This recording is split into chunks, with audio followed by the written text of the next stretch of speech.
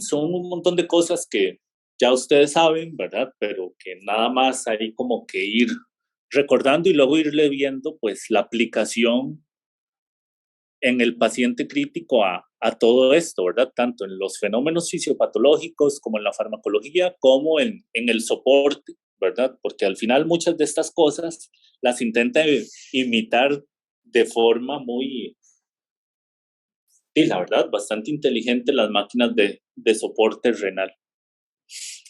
Bueno, el potasio va a ser el principal catión del líquido intracelular y está implicado en un montón de procesos fisiológicos que ya ustedes saben, ¿verdad? Mantenimiento del volumen celular, regulación del pH intracelular, función de enzimas, síntesis de proteínas, de ADN, crecimiento, etc.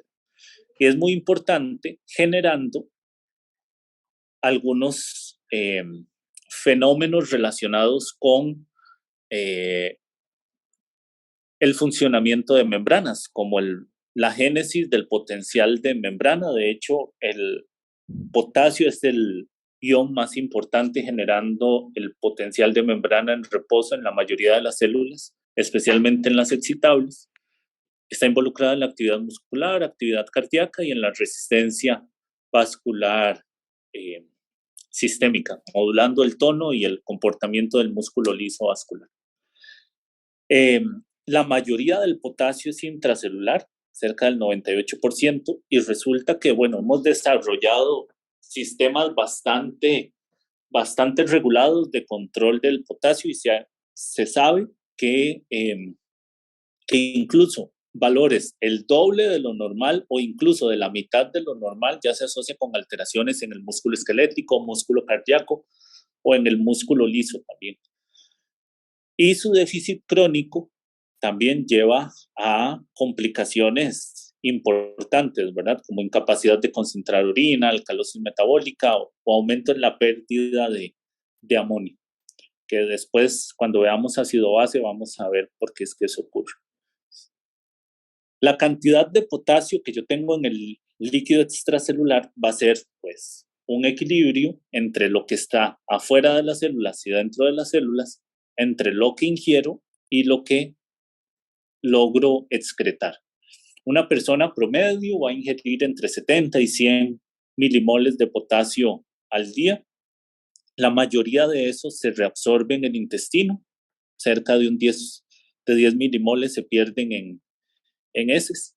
Y por la tasa de filtración glomerular, yo voy a estar filtrando cerca de 810 milimoles por día, secreto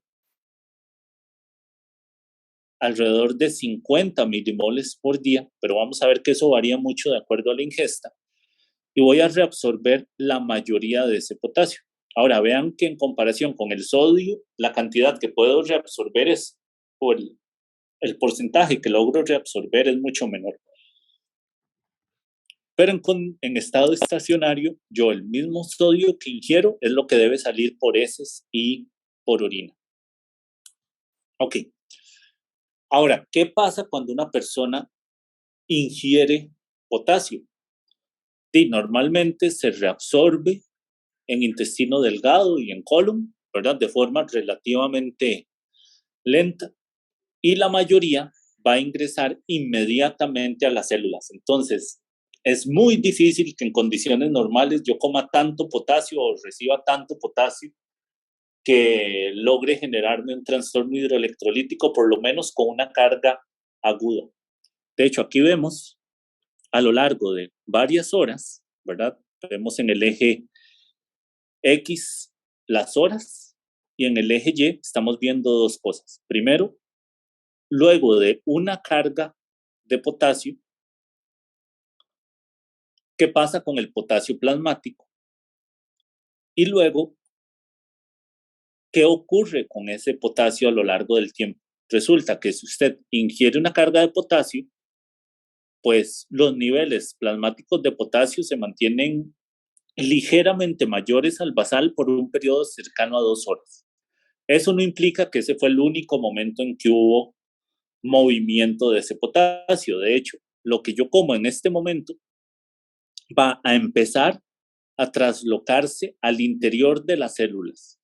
Ese fenómeno es máximo, más o menos, hora y media después de la ingesta y va a tardar más de 12 horas, lo cual es equiparado con excreción de potasio. ¿Okay? Entonces, por eso, a veces darle 10, 20 miliequivalentes de potasio a un paciente, pues no repercute casi en sus niveles plasmáticos. ¿Por qué? Porque la mayoría se mueve rápido a las células, especialmente si ese paciente ya tiene un nivel de depresión un poco más crónico. ¿Cómo ingresa el potasio a las células? Yo me acuerdo que a mí me decían, no, es que el potasio se cambia por hidrogeniones y por eso los hidrogeniones afectan tanto la concentración de potasio. Eso no es cierto, eso es una respuesta sumamente simplona. Básicamente, quien hace que ingrese el potasio a las células es la sodio-potasio ATPasa. Usted ingiere potasio, le está dando materia prima a la sodio-potasio ATPasa. De hecho, uno de los reguladores alostéricos de esta enzima es el potasio. Si usted da más potasio, la enzima se activa. Y resulta que generalmente el potasio lo obtenemos en situaciones donde se liberan algunas hormonas, como es el caso de la insulina, que la activación del receptor de insulina hace que ingrese glucosa y que se active la sodio-potasio ATPasa. Entonces, si yo ingiero alimentos y esos alimentos tienen potasio, estoy tanto recibiendo glucosa como potasio que van a aumentar la actividad de la bomba y el potasio se va a traslocar al interior de las células. Y luego, pues, hay otros eventos, otras hormonas que van a favorecer esto también, ¿verdad? Como es el caso de la aldosterona, el receptor de mineralocorticoides estimula la sodio-potasio ATPasa y la epinefrina. La epinefrina también, actuando en receptores beta principalmente, va a aumentar los niveles de AMP cíclico y activa la sodio-potasio ATPasa. Que de hecho por eso es que a los pacientes que hacen hipercalemia les ponemos insulina, ¿verdad? Y les damos glucosa. Incluso si es una persona euglicémica, no diabética, con solo darle la glucosa sería suficiente. Y por eso les damos salbutamol, ¿verdad? Generalmente no les ponemos epinefrina, pero sí los podemos nebulizar con salbutamol, que es un beta agonista.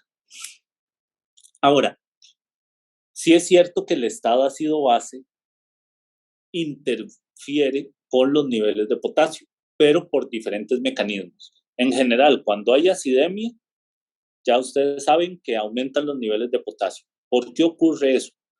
Porque, aquí está, por varios factores. Resulta que la disminución del pH inhibe el intercambiador de sodio-hidrogenión, el NHE, y el intercambiador o el cotransportador de sodio y carbonato, que ese es el NBC. ¿Okay? Esto es la caída de pH o se refiere a outside, afuera de la célula.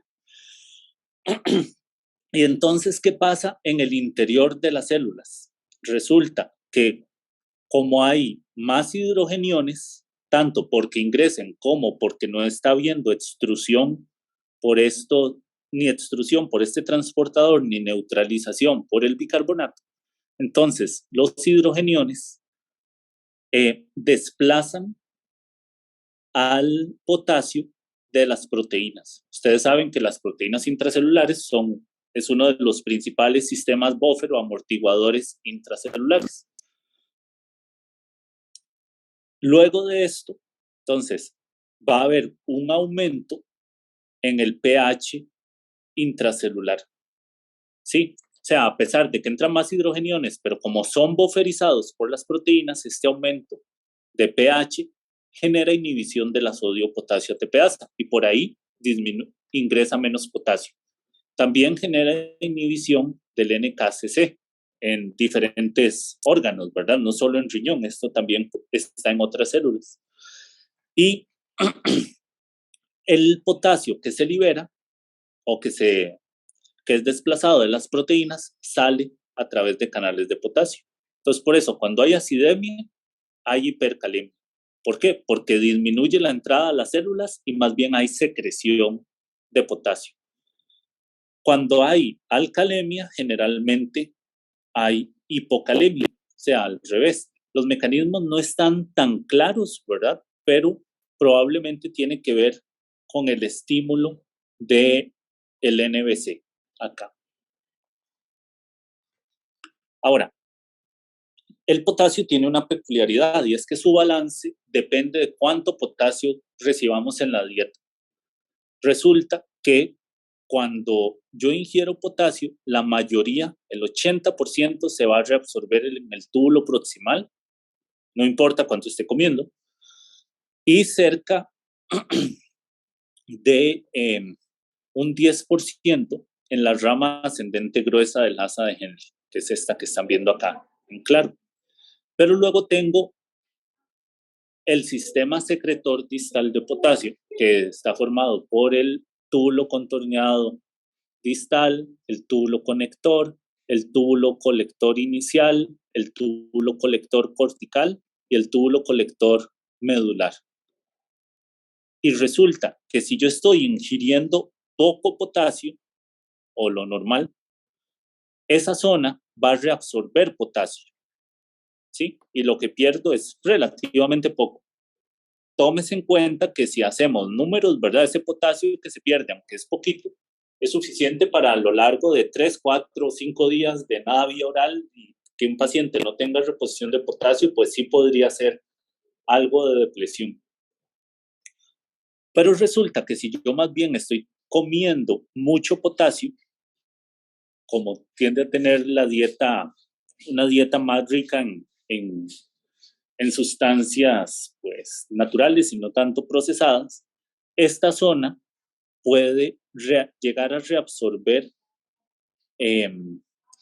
un porcentaje mayor, pero vean lo que ocurre en esta zona, en el túbulo colector inicial y también un poco en el túbulo colector cortical.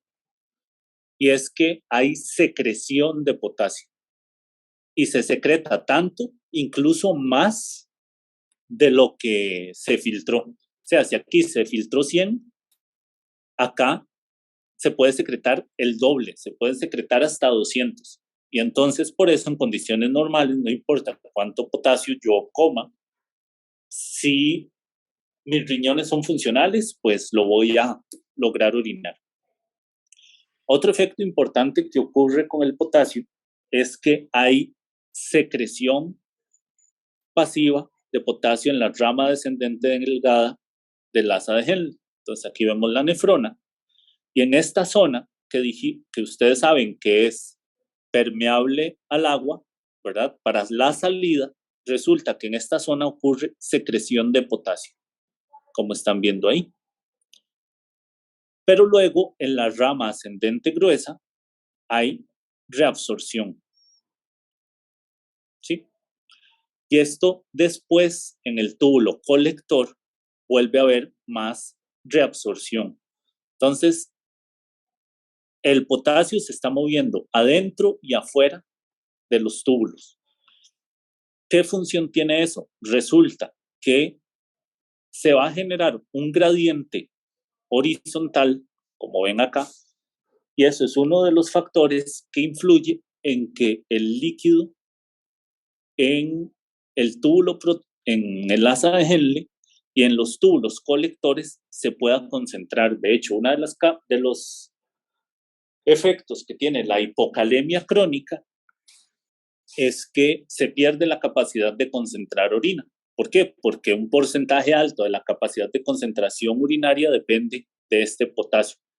Y además resulta que eso es lo que permite que en esta zona, en el túbulo colector inicial y en el túbulo colector cortical, haya mayor secreción de potasio según la ingesta que yo esté teniendo. Entonces es otra de las funciones de este evento. Esta parte ya es más pequeña. Ahora, ¿cómo reabsorbemos el potasio? En el túbulo proximal, por arrastre con solvente, en casi todo el túbulo proximal. Y en la porción más distal, por electrodifusión. ¿Se acuerdan que aquí al final el gradiente transepitelial es positivo? Entonces las cargas positivas se repelen y así ingresa el potasio. ¿Se acuerdan que había entrada de potasio por la sodio-potasio ATPasa, verdad? Bueno, resulta que el movimiento transcelular que está ocurriendo de potasio acá prácticamente no influye en lo que pasa al final casi no va a influir en la entrada de potasio a nivel sanguíneo. Perdón, es que tengo una llamada y necesito quitarla.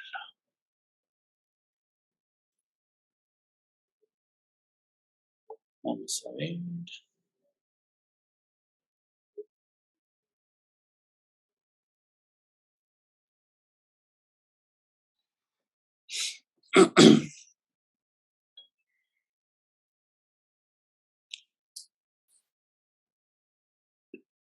Listo, ahí seguimos.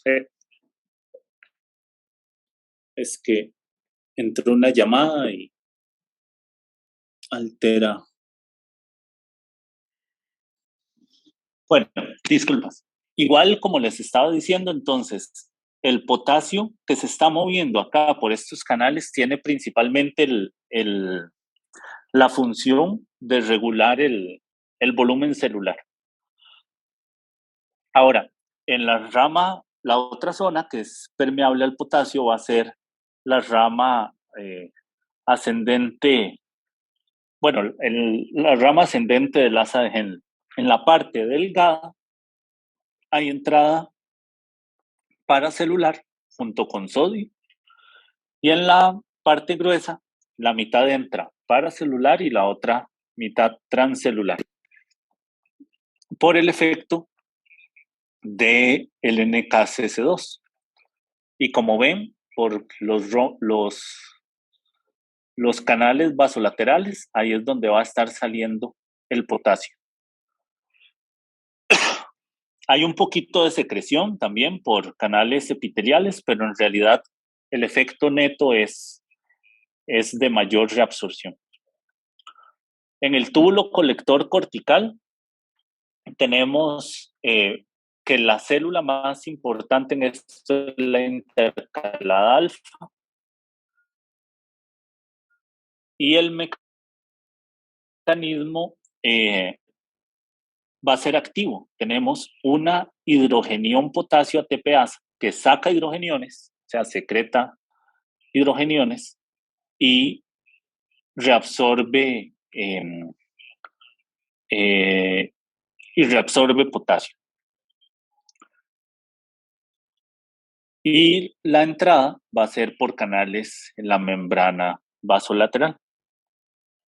Resulta que de hecho cuando hay depresión crónica de potasio también estas bombas, ¿verdad?, van a aumentar su excreción y por eso es que cuando hay alcalosis, ¿verdad?, o más bien hipocalemia, eso lleva a alcalosis hipocalémica. En las células principales del colector va a haber entrada principalmente va a haber principalmente secreción de potasio, ¿verdad? Tanto por canales epiteliales como por este cotransportador, que es un canal de potasio, perdón, un cotransportador de potasio cloruro. Y aquí es llamativo que cuando aumenta el flujo, o sea, cuando hay más movimiento de flujo a lo largo del túbulo, estas células que tienen un cilio, este cilio se dobla en la dirección que va el flujo. y aumenta la salida de potasio por estas células. De hecho, ese es un esquema del cilio que les digo, ¿verdad? Y ese cilio tiene unas proteínas que son las poliquistinas, que ahí se ven en verde y en celeste, que son las que mutan en la enfermedad renal poliquística. Y resulta que esas células están implicadas en el ordenamiento microestructural de las células, de múltiples células, no solo en los riñones, porque estos pacientes pueden hacer quistes en múltiples sitios, ¿verdad? En cerebro, en páncreas, en hígado, etc. Y es básicamente por una alteración en el citoesqueleto, como se ve ahí. Ahora, el potasio en el túbulo colector medular, ya les había dicho que puede ingresar puede reabsorberse, ¿verdad? Por vía paracelular o por vía transcelular. Y como ustedes ven ahí a lo largo de las diferentes zonas de los túbulos renales, la expresión de proteínas es sumamente variable. Entonces, y también estos que se ven acá, pues no hemos hablado mucho, pero son mediadores genéticos, son genes que están involucrados en la reabsorción o en la modulación de estos iones, en este caso del potasio. Ahora, ¿cómo regulamos qué factores van a estar modulando la reabsorción? Bueno, hay algunos factores luminales, ¿verdad?, que van a estimular la secreción de potasio y otros que los van a inhibir. Y algunos son factores también peritubulares, que pueden estar estimulando o inhibiendo la secreción de la nefrona distal. Pero en general, entre mayor el flujo, más potasio perdemos, especialmente entre más potasio yo tenga en la dieta.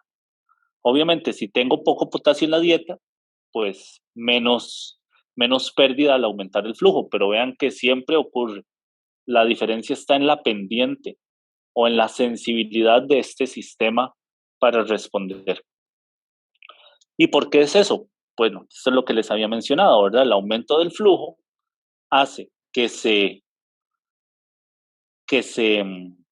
desplace el cilio y entonces el cilio tiene canales de calcio en la base, va a ingresar calcio a la célula y ese calcio activa los canales epiteliales de potasio, que son principalmente de un tipo que se llama los canales BK.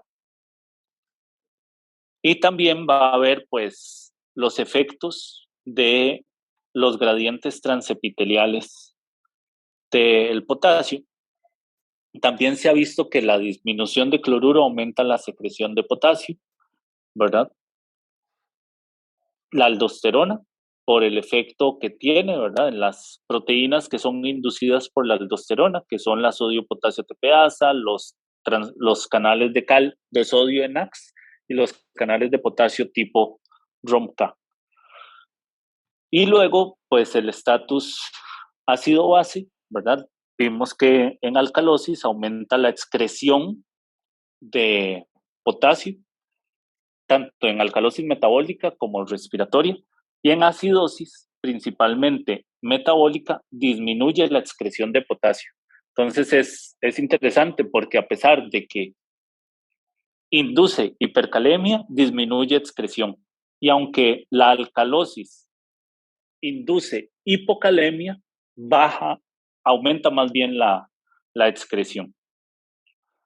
Y bueno, ahí se los iba a dejar. No sé si tienen algún comentario o alguna duda. Como ven, es mucho de repaso, pero lo que queríamos es ir afianzando ciertos conceptos para, a la hora de aplicarlo en el paciente, pues tener un poco más de base para la interpretación de la fisiología, la farmacología y la fisiopatología.